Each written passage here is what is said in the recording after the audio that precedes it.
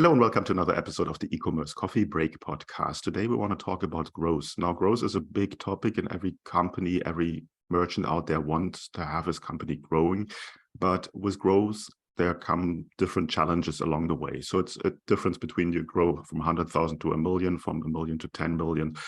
Different challenges come up along the way, and we want to dive a little bit deeper into this. So with me on the show today, I have Leonardo Caracas. He's partner at Jump Ventures, at jumpventures.co, and they have developed a proven playbook to take your company up to 8 figures. I want to dive a little bit more into this.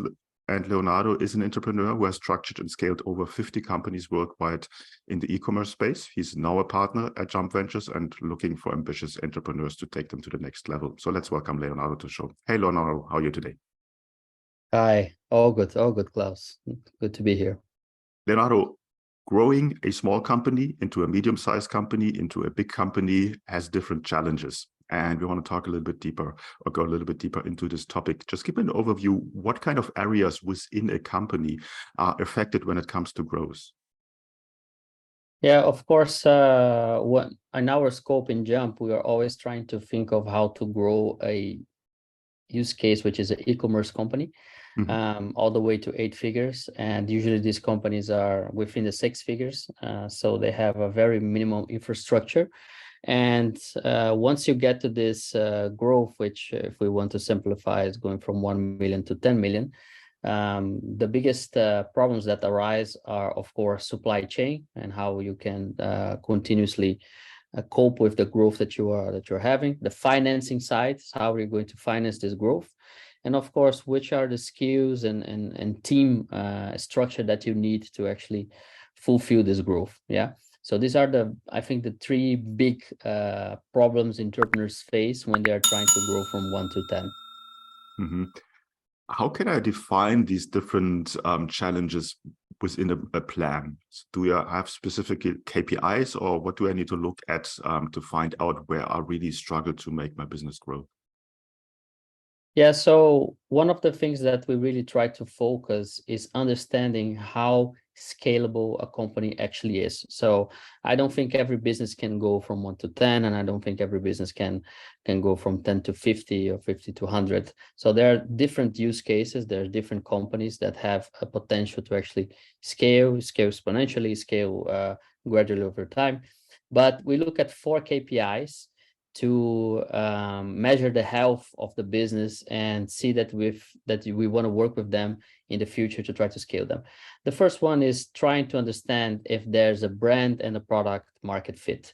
And this comes in reviews. So basically, when you look at the reviews, review rating, and a star review rating from 0 to 5, you have something that is around 4.7, 4.6. You basically have achieved a sort of product market fit. You have enough feedback to say people love the product, love the experience, and your basis is ready to try to scale. Yeah, if you do it beforehand, it's going to go back and forth, and you're going to have a lot of pain. So first and foremost, we look at reviews. Second, we try to understand what is your repurchase rate. So if a company has around 30% repurchase rate, so 30% of their revenues is actually coming from repurchases, it means that the company has somehow a portfolio that can be reused for a second, third, fourth time purchase from customers. And there is a path to continuously grow the profitability of the company as you actually grow the scale of it. Yeah. The third KPI is the AOV. So nowadays we try to find companies that have an AOV that has potential to go up to $75 or euros. Yeah. So even if companies are nowadays not at that range, if they're at 15, 30, 40, we try to see if their portfolio and the way that they are basically situated in the marketplace, they are able to come up with SKUs or able to come up with bundles and products that can take this AOV all the way up to 75. Why do we need that? In the landscape of paid advertisement nowadays, is increasingly difficult to have a profitable purchase from customers if you don't have the right AOV. Yeah, just the costs just keep getting up and up for Meta or TikTok and etc. So you need to be well situated in the AOV side. And the fourth and last one is the conversion rate. So the conversion rate is a thermometer to kind of measure if you have a current operation that once you start pumping a lot of new traffic, a lot of tests into the website, you're still able to maintain certain level of performance. Yeah. So nowadays it depends from context to context. So if you just acquire organic traffic, you have a very high conversion rate. If you already do a little bit of paid media, your conversion rate might be way lower than it was in the early stages. But when we see that a company is in the six figures and they have a conversion rate of 3% and above, it means that they have space to acquire a lot of traffic and still be in a comfortable position in terms of conversion rates. Mm-hmm. I want to go a little bit deeper into these different areas. Obviously, we have marketing, then we have conversion rate optimization, which is a mix between psychology and technology, and to get this right. And then we have the part of the back end, the back office on how to grow, how to have stock. What are the areas where merchants that come to you, you see, have struggled the most with? Is it marketing? Is it operations? Where's the biggest issue? The biggest issue is definitely on marketing. So the use case for us is getting founders, a founding team, a company that has figured out a product market fit. So they really understand the product, the customer, and the experience, but they really struggle thinking about how to grow this user base, how to grow their plans for multi-channel growth, how to create content, how to create merchandising, how to create offers, bundles, so on and so forth. So the biggest struggle we see, and the one that is very complementary to our skills, is founders or a company that really has a big focus on the brand and the product, but is really has a lack of skills on trying to grow the company. Mm-hmm. Talk to me about a case study or a project that you were working on that you have grown massively. Give me a bit of an example on a real life example on how it works. Yeah, so last year we had a case study, one of the companies that we accelerated. They were exactly at this, due to NDA, I cannot say the name specifically, but they were exactly within the time, within the frames that I posed to you on in terms of KPIs. They were making roughly $1 million of revenues in 2021, and in 2022 we finished with almost 20 million US dollars. So it was a stellar growth in a 1 year time. They really had a good product feedback. They had a AOV that was in the low range, $35, and we took it all the way to $70. They had a repurchase rate that had a lot of potential to grow if we work on the right channels for repurchase, like email, SMS, Messenger, so on and so forth. And their conversion rate was really at a great level. So when we look at the company, we saw this has potential to grow, but we need to really think about what are the channels we can grow them? How can we create a content machine to acquire customers at a fast pace? How can we think about their merchandising? So pricing of the products, bundling of products, offers for leads and for returning customers, and little by little work on the different KPIs and maintain the sustainability throughout the growth. And yeah, as I mentioned, it was almost a 20x growth in 1 year. And this was just supported by thinking about the growth channels, the content strategy, the merchandising strategy, and the tech and data stack we had for the company. Mm-hmm. You talked about the product market fit. Now we are sort of in a recession, inflation, all of these topics are coming up. Do you see specific verticals or specific industries where growth is still a huge opportunity for merchants? Yeah, so we are very industry agnostic with our playbook. So we don't really care if it's a sporting brand or a arts and craft brand or a medicinal brand. We see that there's opportunities in all the verticals. But what we definitely see is a lot of entrepreneurs creating brands that don't have any differentiation or don't solve any problem. So it's very easy to spot when you are trying to understand from the entrepreneur, okay, what really differentiates your company from the market? How can people not copy you? Or if someone who has a much bigger budget than you do cannot copy you in a matter of 2 to 3 months? How can you clearly show that you're solving a problem and that customers are delighted by it? So this is more or less where we try to differentiate how a company can grow and a company that will struggle excessively if they try to get to a 8-figure kind of level, right? So if we look at the feedback, we can clearly see nowadays, and reading throughout the qualitative feedback of customers, if they are solving a problem, if there's a good value for money, if they have something that they could not find in the competition, and that's why they bought this product, if they see a clear use for a repurchase on a frequent basis. So this can all be taken from the feedback, but it goes back to these 2 points. Is your product differentiated, or does your product solve an actual problem? If you have one of those ingredients, then you have something to work on. And it's really, for us, industry agnostic. It really doesn't matter. Okay. Now, give me an idea on how Jump Ventures works with a client when they come to you. Obviously, there will be a small team going into these roadblocks that they can't grow any further. Now they approach you. What's the first step? Yes. So basically, we have a 3-step approach with companies. How we actually started Jump Ventures, it was a pleasure project for me. I got to a stage where we had grown our own e-commerce company called GoCase, and we took this bootstrap to a very high level in terms of revenues. And I was looking for a new challenge and a new way to think about business. Yeah. And then I got a lot of coaching and mentoring throughout my years growing GoCase. And I thought, okay, it's time for me to give back and do the same to other entrepreneurs. So as a pleasure project, I started doing pro bono mentoring and coaching to companies to see if I could just scale them with the knowledge, tools, and network I had acquired throughout the years. So it is with this same approach that we continue to build a funnel within Jump, which we have basically three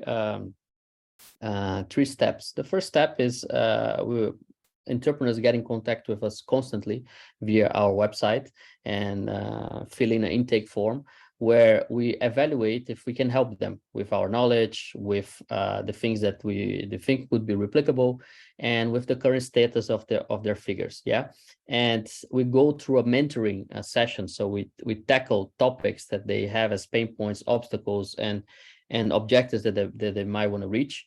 So we do mentoring sessions that might take 3, 4, 5 one-off mentoring sessions. Yeah. If we believe that after having a good relationship over those sessions, we believe that the business has a scalability, and we believe the founder or founding team really has the right mentality, work ethic, and is really synced with us, we think, let's do a coaching program, a structured coaching program of every 6 months, where we really try to scale your company by actively coaching in different areas and trying to see if you're able to execute. Yeah. So these first 2 steps are basically a pro bono approach from us to understand, get to know new businesses and new founders, and see if they have a business that can be scalable and they have a high match with us. Once this is actually validated and we pass through this coaching program and we believe this business is highly scalable, we love working with the founders, we see a long-term partnership, then we actively invest. We have different stock option deals and revenue share deals. And this is when we financially get into the company and try to scale them. Our first objective is always 10x the company in 1 year. Okay, let's talk about the financial structure of companies. Are there situations where you need to completely change the financial setup of a company, not only going into money, but maybe the company setup, or do you just take what comes in? Yeah, that's a great question. This is one of the things we analyze first with the entrepreneurs, is trying to understand how does their P&L look like, how does their cash flow look like, because we have a very clear picture of what a great P&L should look like. from an e-commerce business. Yeah. So we understand what is a good gross margin. We understand what we can do with a good gross margin. We understand what should be a target for MER, for ad spend.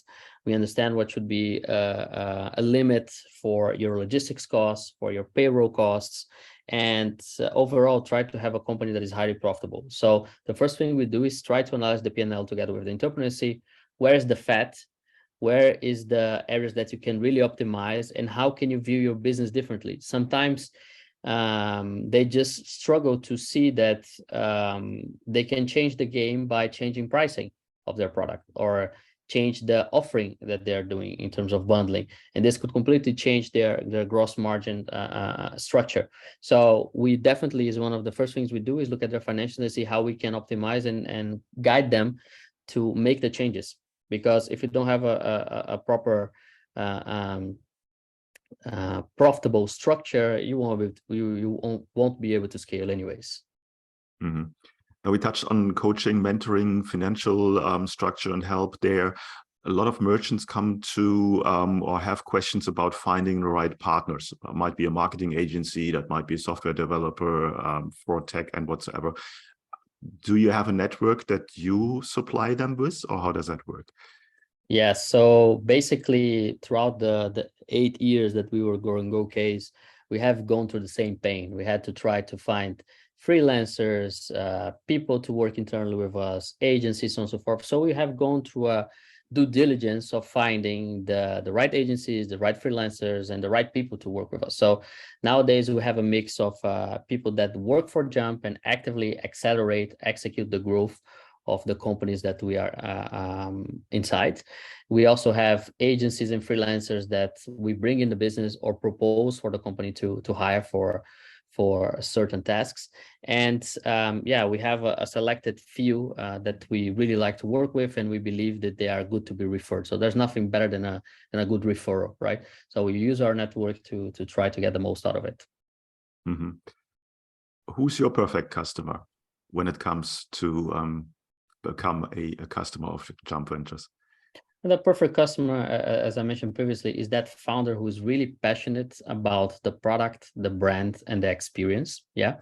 And they believe they had found product market fit. They believe they have something different in the market. They believe that they might solve a problem that no one is trying to solve, but they are really, they don't have the experience or the knowledge to take on the growth side. So they don't know how to do Facebook advertisement. They don't know how to do email planning and campaigns. They don't know how to create unique content. They don't know how to think about product development in a portfolio kind of way, not just develop products, but how to develop a portfolio and a merchandising.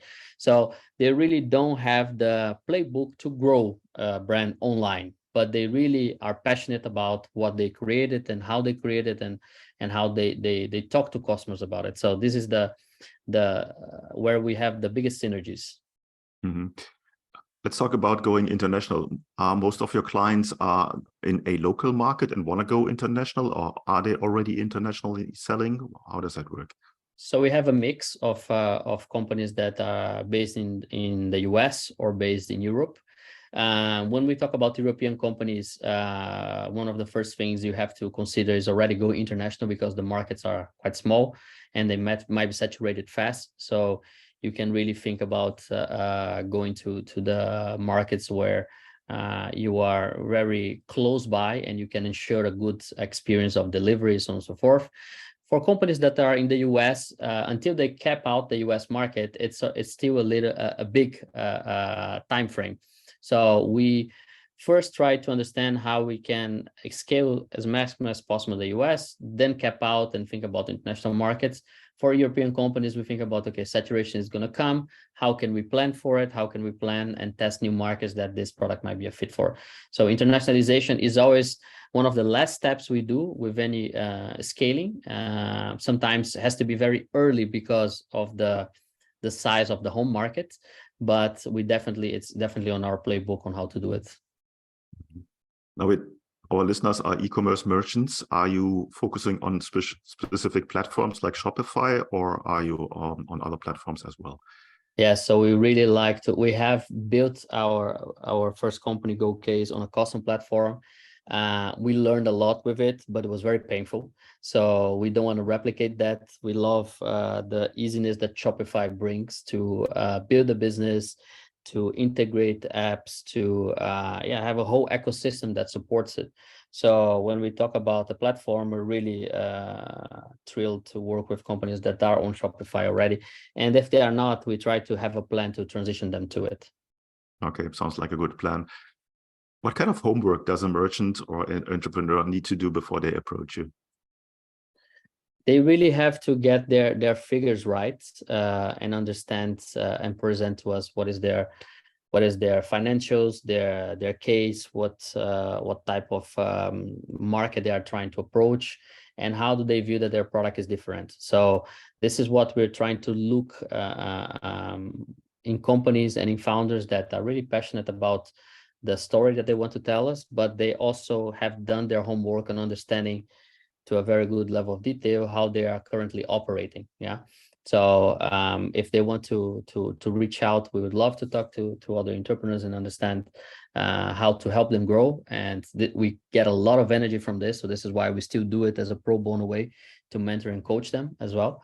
But we in return, we ask for very committed founders on trying to get the best out of our time. Mm-hmm. Now, when you go into the partnership as a venture partner, when you touch a little bit on it, can you give me an example about the pricing structure? So what kind of, I don't know, shares or dividends, or I don't know how it works, do I need to think about as an entrepreneur? Yeah, so we usually think about how can we become long-term partners. So how can we actually have stock options in a minority shareholding at first. So we think about something around 20%, and how can we achieve targets to unleash those stock options of 20%. So we, of course, make contracts and commitments to say, this is what we plan to do. And if we hit those plans, we will be untapping potential stocks of up to 20% at first, but case by case, depending on the type of operation, on the potential of the operation, we might as well come as a majority shareholder and buy more than 50% of shares. But our usual case is really thinking, how can we be first a minority shareholder that supports their growth, and let the founders operate the company, while we operate their growth. Okay, give me a bit of an idea about the timeline. How long does it take from getting in touch with you guys before really the growth kicks in? Until the growth kicks in, that's a good one. We start definitely having mentoring coaching sessions. Yeah. So the first things we try to do, and that takes around 1 to 2 months, is just getting the basis right, understanding the company, understanding which assets do they have in hands, and trying to gear that up for a possible scale, and making small tests. Okay, if we change the pricing here, if we have this type of offer, if we have this type of bundle, if we start creating this type of content, let's push that out there and see what is the feedback we get from potential clients. Yeah. So in 1 to 2 months, we try to get that feedback. And in the 3rd month, we're already trying to push a lot for scale. That depends, of course, if we are accelerating them. But if they're just getting coached, it will highly depend on the execution of the founders, how they are really going crazy on trying to implement the changes that we're proposing, because at this point in time, we're just doing coaching. We're not really pressing buttons. And it really depends on how eager and hungry they are to grow. So in the coaching periods, we can definitely see a lot of impact within 2 months, but really feasible impact within 3. And when we're accelerating companies, it takes 1 to 2 months to already see a good impact. The last company we started growing, it grew 5x in 2 months. So it's really depends if we have the base right as well, if we are ready for scale. Okay, yeah, that shows you the impact of a good coach or a good partner that has the experience, that went through the whole growth process and can implement that into a new company. Where can people find out more about you guys? Yeah, so if they would like to get in touch and understand a little bit how we work and meet us personally to be evaluated for mentoring, and for coaching, they can just reach out to us at jumpventures.co, so jumpventures.co. They can also reach out to me on LinkedIn if you want to have another channel in case something goes wrong with the intake form. But please just try to fill in the intake form, and we will try to get back as soon as possible with a date to meet you for an introduction. Excellent. Leonardo, I will put the links in the show notes as always, and to our listeners and viewers on YouTube, if you're at a point where you think about massive growth and you have the product market fit, then reach out to jumpventures.co, and I'm sure that you will have a good partner there to grow your company to the next level. Thanks so much for the call today. Thanks, Klaus. Thanks for the talk, and for everyone out there, happy sales. Hey, Klaus here. Before you go, I would like to invite you to become part of the e-commerce merchant pro community to get actionable advice from other Shopify merchants who already have achieved what you are aiming for. Our community is a safe place to actively grow your online retail business with the support of the most amazing and helpful group of e-commerce entrepreneurs behind you. Running a Shopify business is tough. Don't do it alone. Join us now. You will find the link in the show notes. Also, if you think your online store has conversion or marketing issues and you would like to have a fresh set of eyes on your business, then drop me an email at klaus@klauslauter.com and let me know a little bit about your business. It might be beneficial for you to have me look over your store, offers, emails, and ads, and get an unbiased outside perspective and guidance to help you make most of your online business. Thank you as always for tuning in today. I appreciate you. Until next time, and I talk to you soon.